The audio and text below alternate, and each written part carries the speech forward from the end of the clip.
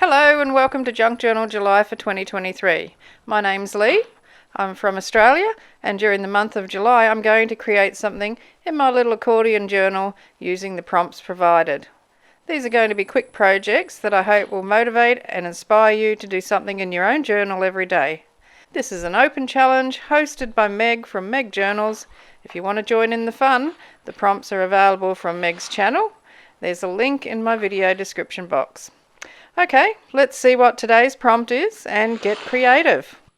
Hi everyone, thanks for joining me for day 13, Junk Journal July. So the prompt for today is details. So I'm really glad that you've joined me for this one. This is one of my favorites of the month so far. I'm really pleased with how it turned out. I love all the images and bits and pieces that I've used on this page. I hope you enjoy it. Don't forget to comment. I love it when you leave a comment, or if you want to ask a question about anything.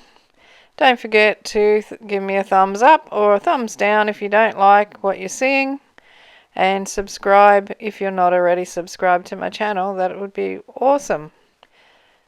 I hope you enjoy how this comes together.